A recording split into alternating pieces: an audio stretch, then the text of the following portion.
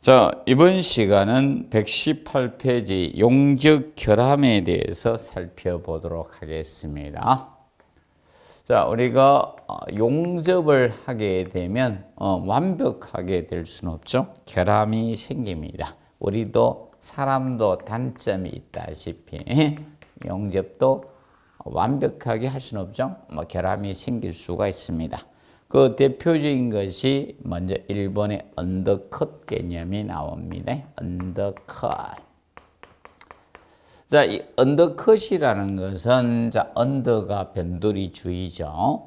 그러면 자, 보통 용접을 했을 때 일반적인 맞대기 용접을 하게 되면 자, 이런 형태로 우리가 생겨야 되잖아요.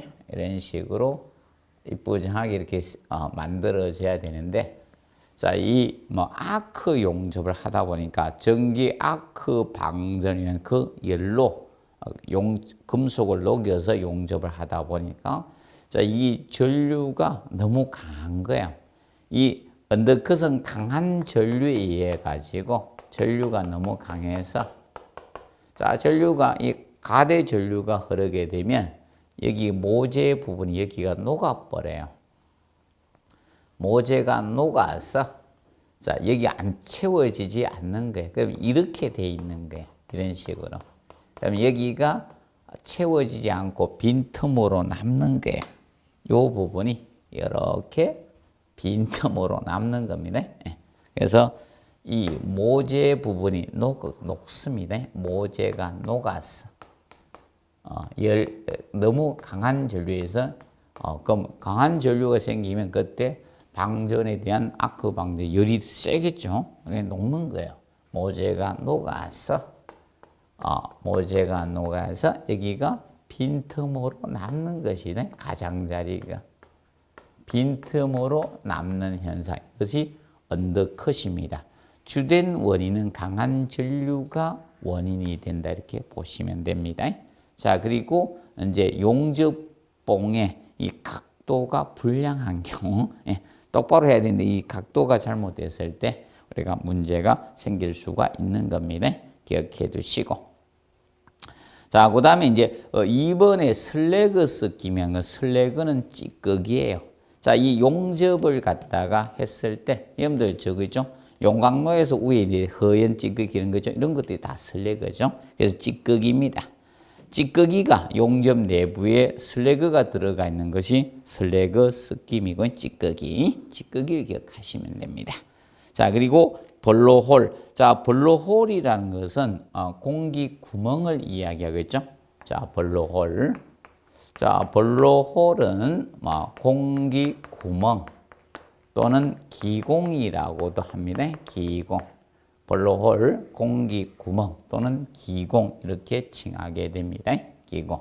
그래서 이제 용접 내부에 기포가 생기는 거죠. 용접 내부에 이렇게 기포가 발생한 것이 바로 블로홀 개념이 됩니다. 이렇게 해서 이렇게 공기 구멍이 발생하는 거, 이것이 블로홀입니다. 블로홀은 보통 일반적으로 원인이 급냉이 보통 원인이. 자, 이 가스가 빠져나가도록 해줘야 되는데 안에 갇혀서 발생하는 것이 바로 블로홀 공기 구멍 개념이 된다 이렇게 보시면 됩니다. 자, 이거와 관계된 것이 5번의 피트죠. 같이 기억하면 됩니다. 피트. 자, 피트는 이 블로홀이 부상하면서 표면에서 탁 터졌을 때 냉각이 된 거예요. 그래서 용접 표면에 작은 구멍이 발생한 것을 피트입니다. 블로홀 공기 구멍이 부상하면서 발생한 것이 바로 피트 개념이 됩니다. 자, 그리고 거기 보시면 오버랩이 나오죠. 자, 오버랩. 자, 이 겹쳐지는 현상이죠. 모재에 완전히 붙지 않고 겹쳐지는 것 현상을 우리가 오버랩이라고 하죠. 그러면 이 오버랩은 겹쳐지는 현상이 오버랩인데 오버랩은 자, 이거는 전류가 약하기 때문에 생겨요. 약한 전류가 원인이 되는 게 오버랩은 전류가 약하다 보니까 그래서 약한 전류에서 생기는 게 7번의 용이 부족하고 됩니다. 자, 용이 부족 현상도 자, 빈틈으로 남는 것인데 이것도 용이 부족도 자, 바로 이 약한 전류가 원인이 됩니다. 약한 전류가. 자, 그러면 용이 부족 현상은 자, 이 개념으로 보시면 됩니다. 자, 이렇게 됐을 때 자, 홈의 각도도 영향을 줍니다. 홈의 각도가 협소한 경우도 원인이 됩니다. 그러면 이제 약한 전류로 인해서 이제 금속이 원활하게 팍 녹아 잘 들어가는데 좀 덜 녹는 거죠. 그렇다 보니까 이런 형태가 되는 거예요. 여는 채워지는데 이런 밑부분이 있는데 덜 채워지면 빈틈으로 남는 거예요. 이런 데가 빈틈으로 남는 거예요. 이것이 용이 부족 현상이다. 이렇게 보시면 되겠습니다. 자, 그래서 이제 홈의 각도가 협소하거나 또는 전류가 낮았을 때 약한 전류에서 보통 용이 부족 현상이 생길 수 있다는 점 기억해 두시면 됩니다. 자, 그리고 8번에 크레이트가 나옵니다. 크레이트는 용접 길이 끝부분 또는 비드 끝부분이 오목하게 패인 결함입니다.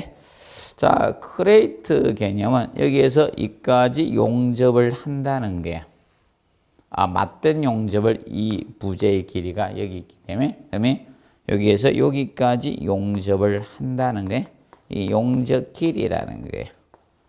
자, 용접 길이가 있을 때 이 끝부분 쪽이 내려앉겠죠. 여기 되지 않는 이상 이렇게 자꾸 내려앉아요. 여기 오목하게 패인 결함입니다. 오목하게 패인 결함이 그러면 이 용접층을 비도록 하잖아요. 여기에 열상을 있는 용접층이죠. 용접층이 이게 비드인데 그래서 용접 길이 또는 비드 끝부분이 오목하게 움푹 패인 결함을 우리가 크레이트라고 한다. 크레이트는 이 모양 때문에 칭해진 거예요. 이 모양이 분화구 모양이라서 크레이트라고 칭해진 겁니다.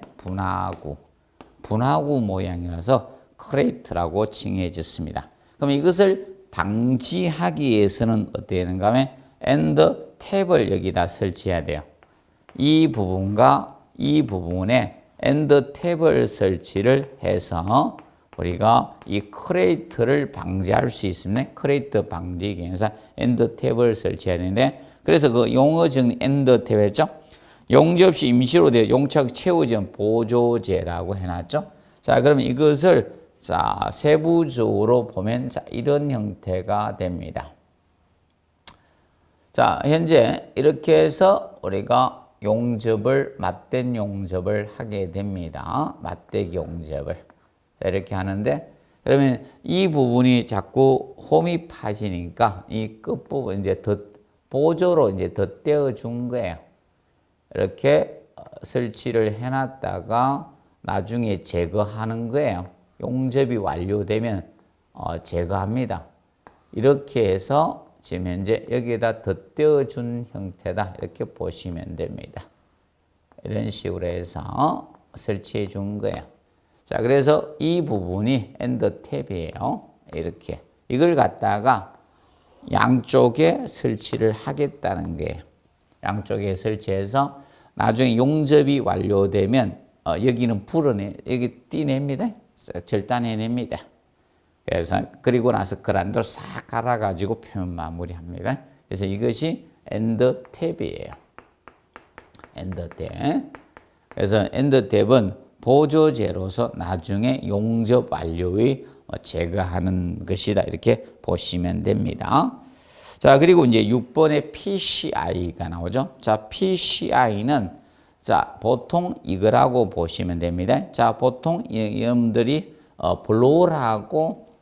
블로우를 몇 개 하고 이제 슬래그하고 혼합돼서 커진 거예요. 지름 2, 3mm로 커졌는데 그 생긴 모양이 생선 눈알 모양처럼 생겼다고 해서 PCI라고 칭하는 겁니다. PCI. 자, 그래서 이것은 블로우하고 슬래그가 겹쳐지면서 생긴 현상이 PCI 개념이 됩니다.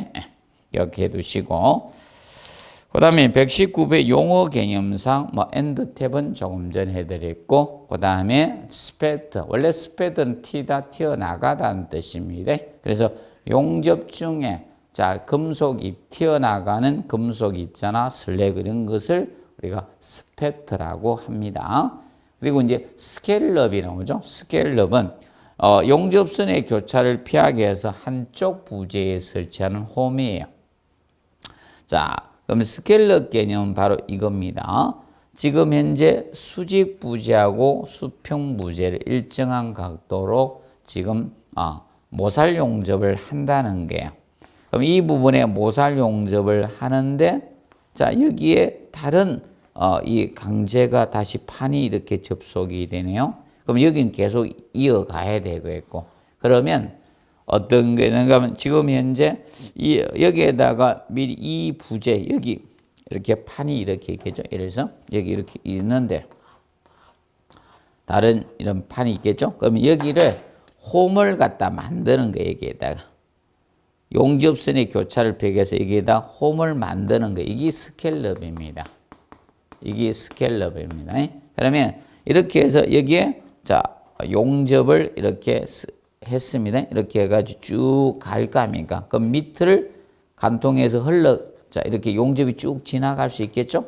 그러면 여기 이제 이렇게 용접을 하면 되니까, 그래서 이제 용접선의 교차를 피해서 한쪽 부재에 설치한 이 홈을 우리가 스켈럽 이렇게 칭합니다.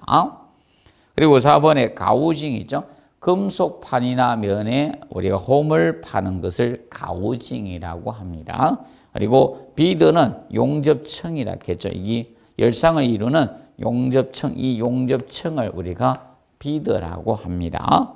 그리고 그루브는 자 두 부재 사이에 아까 했죠. 용착 금속을 채워 넣는 홈을 우리가 그루브라고 했습니다. 기억하시고, 그다음에 이제 용접봉에 이제 피복제 그런 분말상 재료를 플럭스라고 합니다. 플럭스. 이 플럭스 개념은 이제 분말상 용접봉의 피복제 역할은 분말상 재료를 우리가 플럭스라고 합니다. 간략히 알아두시기 바랍니다. 자, 그리고 뭐 120페이지에서 용접 시공 일반사항, 여기서는 시방서 개념으로 해가지고 출제가 되었습니다. 근데 아직 출제되지 않은 파트가 있기 때문에 조금 보도록 합니다. 그럼 용접 시공 일반사항에서 거기 보면 10번에 우리가 기억하시고 아직 출제가 안 됐습니다. 자, 맞대기 용접에서 용접 표면의 마무리 가공이 규정되어 있지 않을 때는 판두께에 10호 이하의 보강살붙임을 한 후 마무리한다. 그래서 보강살붙임은 판두께 10호라는 점을 꼭 기억을 해 두시기 바랍니다. 그리고 12번에 부재이염에는 용접과 볼트는 원칙적으로 병용해서는 안 되는 것이 기본 원칙이에요. 그렇지만 불가피하게 병용하는 경우는 용접 후에 볼트 조이는 것이 원칙이에요. 이렇게 해야지 용접이 전체 응력 분담을 하게 되는 겁니다. 자, 그러면 보통 우리가 접합에서는 가장 강한 접합이 용접 접합이 제일 강한 접합이에요. 그 다음에 고장력 볼트인 고력 볼트 접합하고 리벳 접합은 동격으로 봅니다. 리벳 접합하고 동격으로 보고, 가장 약한 접합이 무엇인가 하면 일반 볼트죠. 일반은 넣어도 되고 빼도 관계없습니다. 일반 볼트 접합, 이 순서가 됩니다. 그래서 병용했을 때는 가장 강한 것이 전체 응력을 분담을 한다, 이렇게 보시면 됩니다. 자, 그런데 이거죠. 고력 볼트하고 리벳을 병용했을 때는 각기 우리가 분담을 해 주시면 됩니다. 자, 그러면 기본적으로 용접과 고장력 볼트를 병용했을 때 용접이 전체 응력을 분담하는 것을 기본으로 잡고 있습니다. 자, 그런데 조건이 주어지면 예외가 될 수 있다. 고력 볼트를 먼저 체결하고 용접하는 경우가 있을 수 있습니다. 그럴 경우는 고장력 볼트의 응력 분담을 일부 시키고 있다는 겁니다. 그래서 각기 응력을 분담할 수 있다는 점을 기억을 해 두시면 됩니다. 자, 그리고 121페이지에 보시면 자, 용접부 비파괴 검사법이 나옵니다. 뭐 유광검사도 있는데 유광검사는 뭐 일반적으로 육안으로 검사하기 때문에 한도가 있을 수밖에 없죠. 그래서 용접부 비파괴 검사법에서 첫째 종류 기억을 해놓으세요. 초음파가 있습니다. 자, 이 초음파 탐상법이 있고 탐상법 개념이 있다는 거죠. 초음파. 그리고 두 번째 방사선 투과법이 있죠. 방사선 투과법 개념이 있고, 자, 그리고 세 번째 보시면 자기분말 탐상법이죠. 분명히 이거는 줄여서 쓰실 겁니다. 그래서 자분 탐상법이라 쓸 것 같습니다. 자분 탐상법 이렇게 쓰고, 그리고 네 번째가 침투 탐상법이 있어요. 침투 탐상법. 그래서 주의하실 거 종류가 네 가지가 된다.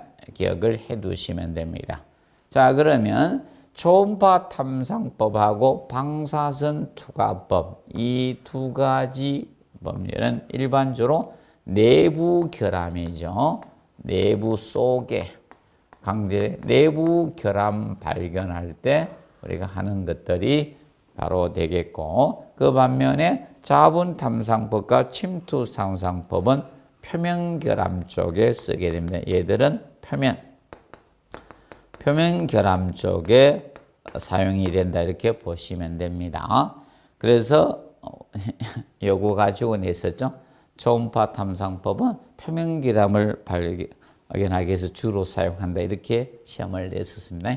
우리 뭐 상식적으로도 맞출 수 있는 거죠. 초음파 내부 아플 때 초음파하지 표면 아플 때 우리가 초음파 안 하죠. 그걸 기억을 해 두시면 되겠습니다. 자, 그리고 이제 초음파 탐상법은 장비가 소형이죠. 얘는 장비가 소형이에요. 소형이다 보니까 기동성적인 측면은 좋은 거죠. 기동성이 좋은 측면을 가지고 있는 겁니다. 초음파는. 자, 그리고 이 초음파는 두꺼운 부재는 안 돼. 복잡한 형태하고. 그래서 두꺼운 부재는 초음파가 잘 안 돼요. 사용할 수 없다는 단점이 있습니다. 자, 그런데 이 방사선 투과법은 두꺼운 부재를 할 수 있죠. 두꺼운 부재도 가능한 거예요. 얘는 할 수가 있다는 겁니다. 자, 그런데 방사선은 여러분들 엑스레이 찍는다고 생각하시죠? 아무 장소에서나 할 수가 없겠죠. 그래서 이거는 일반적으로 검사 장소에 대한 제한을 받게 되는 거죠. 얘는 검사 장소에 제한이 있다는 거예요. 제한이 있다는 점이 있겠죠. 간단히 구분 좀 해두시면 되겠습니다. 자, 그래서 종류를 좀 정확히 학습을 해 두시기 바랍니다. 종류. 그래서 다른 법을 아마 늘 가능성이 높지 않겠느냐. 자, 왜냐하면 초음파 탐상법을 하나를 세부적으로 냈거든요. 그렇기 때문에 다른 유형으로 낼 가능성을 대비를 하시면 됩니다. 그래서 아마 종류가 아마 낼 가능성이 높지 않겠느냐. 그러면 얘들은 자, 두 자로 맞추기 위해서 이거 자기분말을 자분 탐상법으로 아마 쓸 가능성 맞춤이죠. 얘는 6자, 얘들은 5자 이렇게 해서 아마 딱 할 가능성이 높지 않겠나 봅니다. 그래서 이제 주의할 거 이거 반발 경도법은 여기 나오면 안 됩니다. 반발 경도법 5자짜리 반발 경도법. 이 반발 경도법은 자, 콘크리트 강도 측정이죠.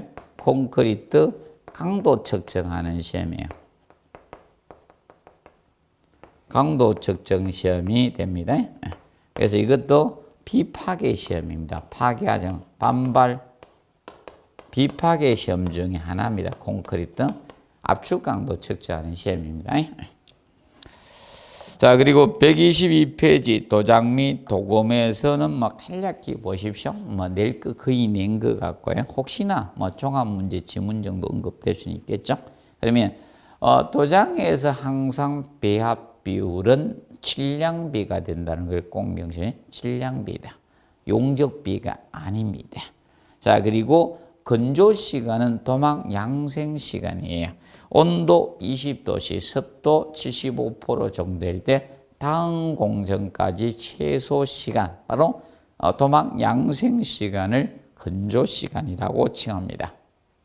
그리고 세 번째, 도장의 표준량 개념 나오죠. 자, 도장은 단위 면적에 칠할 수밖에 없죠. 맞죠? 얼굴에 표면에 칠하지 내부에 막 넣는 개념이 아니죠. 전체. 그래서 단위 면적에 도장하는 재료의 양을 도장의 표준량이라고 칭합니다.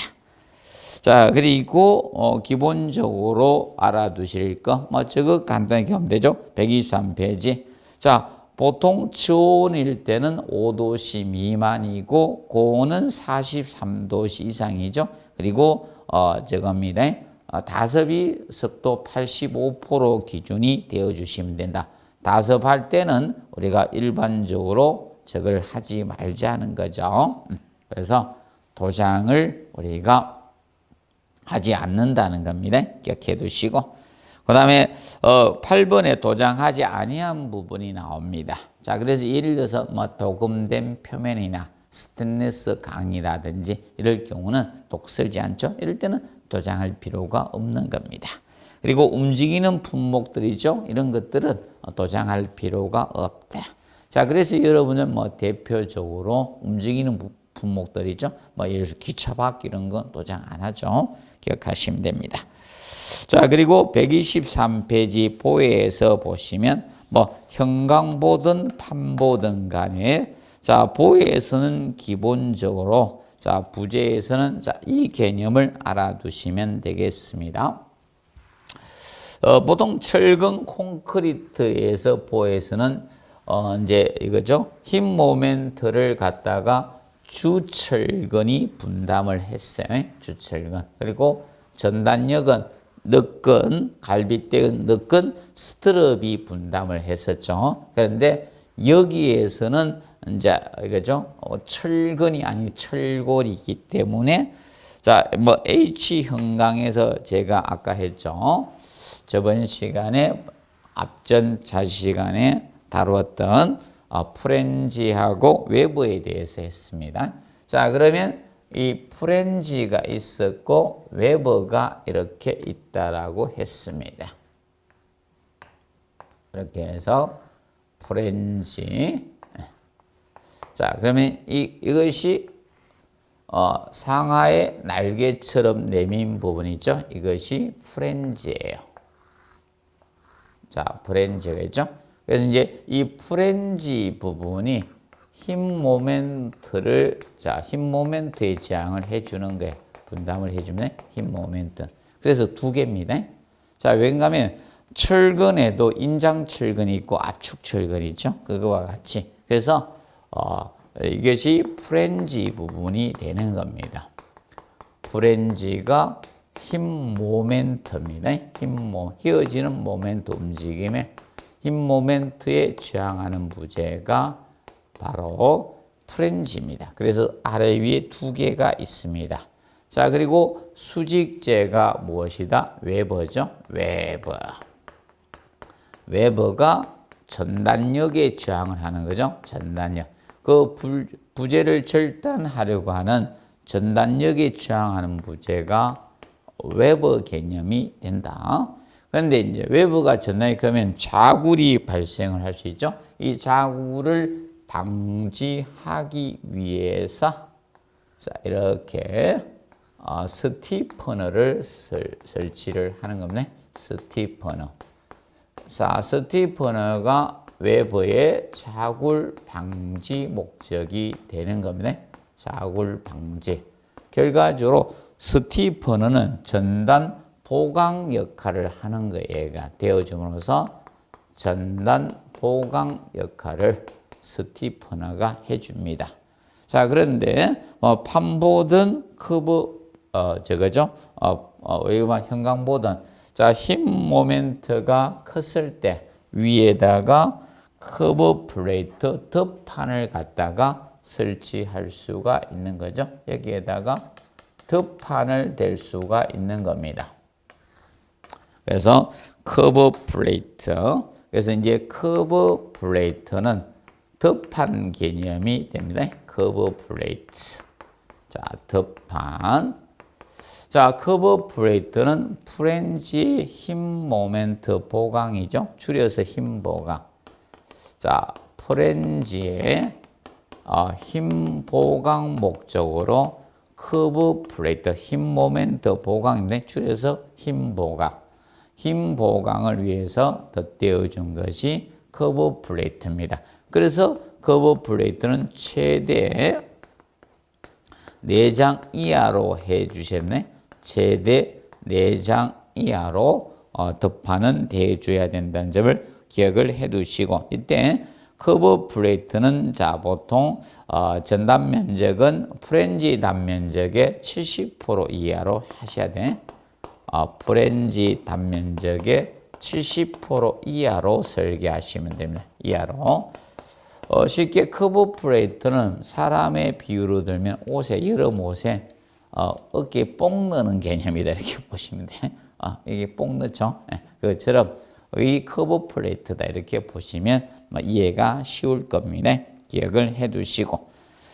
자, 그리고 이제 그 용어 정리에서 스티퍼너 개념 기억하시고, 그리고 데크 플레이트. 자, 데크 플레이트는 자 바닥판 슬래브죠. 자, 바닥판 슬래브가 있을 때, 자, 저기에서 이제 그 푸집 대신에 밑에다가 강판을 골 모양에 가진 철판을 갖다가 설치를 하는 거죠. 이렇게 해놓고 위에다가 철근백이나 콘크리트 탓을 한 바닥판이 되겠죠. 이렇게 해서 바닥판을 만들 때 바닥판에 이 급푸집 역할을 하는 겁니다. 바닥판에 급푸집 역할을 하는 거. 자, 골 모양의 철판을 데크 플레이트라고 해요. 그럼 이제 데크 플레이트를 하면 급푸집 역할이니까 별도로 급푸집이 필요 없겠죠. 그리고 이제 이것은 철거하지 않습니다. 그대로 놔둡니다. 그러면 이제 데크 플레이트 쓰면 좋은 점은 일반 슬래브보다 밑에가 이렇게 굴곡이 적기 때문에 자, 힘에 대한 강성이 저항이 커집니다. 그래서 강해집니다. 그런 장점도 가질 수가 있습니다. 그리고 세 번째 턴버클이죠. 인장 접합에서 양면에서 반대 방향을 달리는 순화선을 돌려서 이어진 줄을 당겨 조이는 기구, 쉽게 인장재를 조이는 기구가 턴버클이죠. 턴버클은 자, 이런 형태로 생긴 겁니다. 여러분들이 자 보시면 이렇게 해서 이런 모양으로 생겨가지고 양쪽에 이렇게 자 이런 거 이런 게죠. 강제, 철제, 달대, 볼트 이런 거 쭉 있으면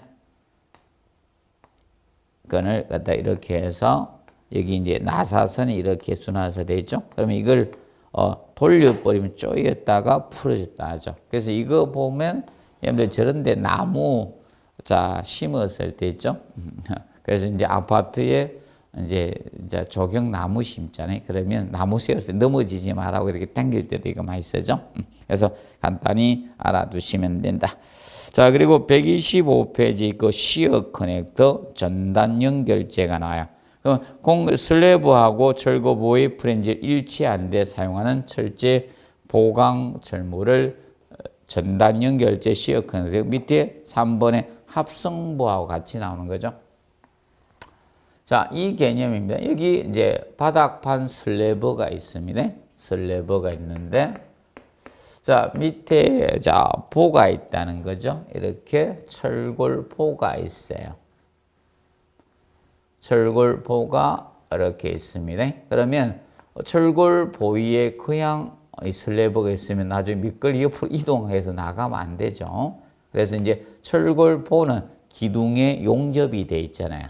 그러면 여기에서 철물을 사용해야 되죠. 연결 철물이 필요해요. 그러면 이제 이 프렌지하고 슬래브하고 연결하는 철물이 자, 이게 시어 커넥터인데 왜 시어 커넥터인가? 얘가 움직이면 얘가 전단력을 받아요. 그래서 시어가 전단입니다. 연결 철물 커넥터. 그래서 이것이 이제 시어 커넥터가 되는 거예요. 그럼 이렇게 되면 보하고 철골보하고 바닥판을 일치하시기 위해서 사용한 철물이죠. 그래서 얘가 전단 연결제가 되는 겁니다. 그래서 이 볼을 합성보라 해요. 슬래브하고 바닥판을 일치하시기 위해서 거동을 하는 합성보라고 칭하는 겁니다. 합성보. 그러면 이것이 시어 커넥터가 되는 거예요. 시어 커넥터 바로 전단 연결제다 이겁니다. 전단 연결제. 기억을 해 두시고, 그러면 대표적으로 무엇을 쓰는가 하면 이 볼트를 제일 많이 씁니다. 스터트 볼트라게 제 이름이. 스터트 볼트 가지고 시어 커넥터로 많이 사용을 한다. 이렇게 보시면 되겠습니다. 좀 정리해 두시고. 자, 그리고 6번에 허니콤보가 나오는데, 자, 허니컴으로 발음하는 분도 있고, 콤으로 하는 분도 있을 겁니다. 자, 이거는 외부에 구멍이 있는 거예요. 외부에. 그래서 외부에 구멍을 뚫어준 것이 허니콤보가 됩니다. 허니콤보는 자, 외부에 구멍이 있는 거예요. 외부에 구멍이 있기 때문에 이 허니콤보의 경우는 설비배관에 유리한 거죠. 설비배관. 건축 설비 배관하기가 편한 것이 허니콤보예요. 그렇다 보니까 이제 보 밑으로 갈 배관을 어떻게 됩니까? 보 사이 외부 쪽으로 이제 통과시키면 되니까 층 높이를 낮출 수가 있는 겁니다. 층 높이를 낮출 수 있는 장점이 있다 이렇게 보시면 됩니다. 자, 그리고 이제 하이브리드 빔, 하이브리드 빔의 경우는 하이브리드 카도 가솔린하고 전기차하고 합친 거죠. 그러면 하이브리드 빔은 자 이겁니다. 용접 H 형광인데 자 프렌지하고 웨버를 다른 강제를 사용해서 용접해서 만든 거예요. 이 부분을 용접해서 우리가 만드는데 요거 프렌지는 고강도 강제를 쓴 거예요. 이거는 고강도 강제를 사용을 하고 웨버 부분 있죠? 이 웨버 부분을 우리가 저강도 강제를 사용을 하는 거예요. 저강도 일반 강제를 사용한 것을 하이브리드 빔이라 한다는 점 기억하시면 됩니다. 자, 그리고 이제 주각은 기둥의 응열 기초로 전달하는 부분이 주각이죠. 뭐 쉽게 이야기하면 기둥과 기초가 맞닿는 부분이 주각이다 이렇게 보면 돼요. 여러분들 주변에서는 쉽게 볼 수 있는 게 이거죠. 바로 신호등 아래 부분 있죠. 그 부분이 주각부와 비슷하다 이렇게 보시면 돼요. 그래서 여기서 베이스 플레이트하고 앵커 볼트 두 가지만 좀 기억하시면 이것이 주각부와 연관된 부분이다 이렇게 보시면 됩니다. 그래서 앵커 볼트는 기초 콩고에 매입해놓은 볼트입니다. 그래서 나중에 자 이거죠. 기둥의 부분을 이제 접합하기 위해서 바로 밑에 매입해 준 볼트입니다. 그래서 여러분들 신호등에 본 볼트 있죠? 그 볼트가 앵커 볼트입니다. 자, 내압 피복은 뭐 다음과 같이 기억하면 된다. 자, 철골 구조는 고열에 취약하다라고 했습니다. 그렇기 때문에 자, 내압 구조로 만들 때는 내압 피복이 필요한 겁니다. 내압 피복이 필요한데 그래서 이제 내압 피복 공법은 크게 나누게 되면 내압 피복 공법적인 측면은 크게 나누게 되면 네 가지로 나눈다. 자, 첫째 도장 공법이 있어요. 도장을 하는 공법이 있고 그 다음에 습식 공법이 있습니다. 물을 사용하는 습식 공법. 그리고 자 근식 공법이 있고 그 다음에 합성 공법이 있습니다. 합성 공법으로 구분이 됩니다. 이때 합성 공법은 자, 이렇게 나오죠. 뭐 페이지 저기 보면 돼. 129페이지 보면 나올 겁니다. 129페이지 보면 나와요. 129페이지에. 자, 이종, 종류가 다른 거죠. 이종 재료. 자, 적층공법이 있죠. 적층공법이 있고, 적층은 쌓는다는 거죠. 그리고 이질 재료. 재질이 다른 재료를 자 접합하는 거 접합공법이 있습니다. 접합공법이 있고 그리고 섭식공법은 자 네 가지죠. 뿜칠공법. 자 뿜칠공법이 유일하게 자 복잡부위식의 제일 용이한 게 뿜칠공법이죠. 그런데 뿜칠을 하게 되면 돌의 손실률이 많을 수밖에 없죠. 막 뿜다 보니까. 그리고 두께가 일정하지 않은 단점을 가집니다.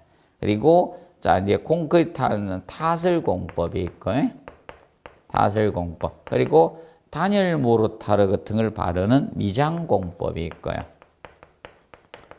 자 그리고 이제 조적제를 하는 조적공법에서 이렇게 자 네 가지가 습식공법이에요. 그래서 앞전 시험 지문이 있었죠. 보시면 됩니다.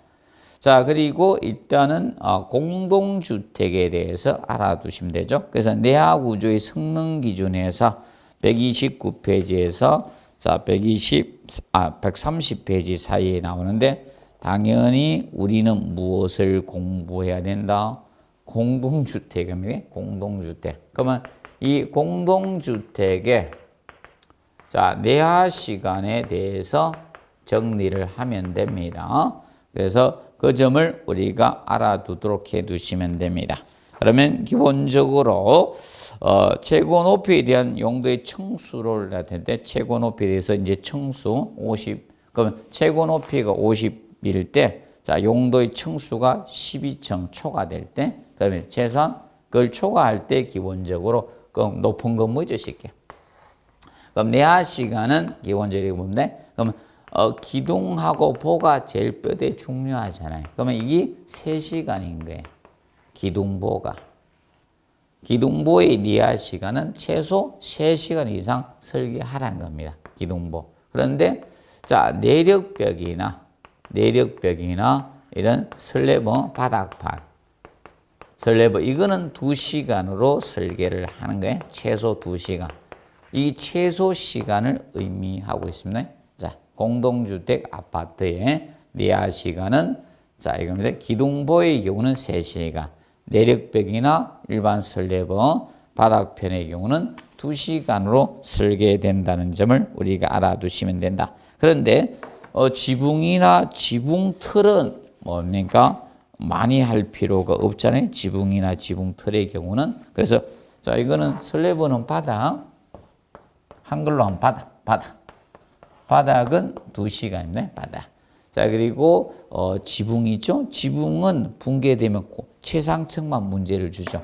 그러면 일반 바닥의 경우는 자, 이게 바닥의 경우는 내 층의 바닥이 붕괴되면 내 층도 문제지만 아래 층도 문제잖아요. 근데 지붕이 여기가 붕괴되면 최상층만 문제죠. 그래서 지붕은 1시간이에요. 그런데 여기에서 슬래버 바닥이나 내력벽은 2시간이에요. 그리고 기둥보. 자, 모르면 이렇게 하면 돼. 내력벽 바닥, 벽은 여기하고 문제되죠. 그래서 2시간. 슬래버는 위층, 내가층하고 아래층. 이게 2개입니다. 근데 기둥보는 입체적이잖아요. 그래서 기둥이 붕괴되면 자, 문제가 심각해져. 위층도 문제가 생기겠죠. 맞죠? 위에. 그래서 하나가 붕괴되면 그건 문제죠. 그리고 보가 붕괴돼도 옆에 영향을 많이 줍니다. 그래서 기둥보는 기본적으로 3시간이고 내력벽하고 바닥은 2시간, 지붕은 1시간으로 설계한다는 점을 우리가 정리를 해 두시기 바랍니다. 그래서 앞전에 시험이 24회 때 이제 출제가 될 때 내화 피복 공법이나 특징을 쭉 설명하고 나서 답은 법령에서 그 시간을 조절했죠. 네. 그래서 그렇게 해서 시험을 출제한 겁니다. 3시간, 2시간 이런 식으로 해서 언급을 해서 출제가 됐던 겁니다. 그래서 이번 강의는 여기에서 마무리하도록 하겠습니다. 다음에는 거기 보시면 5장 조적조 파트부터 시행을 하도록 하겠습니다. 수고하셨습니다.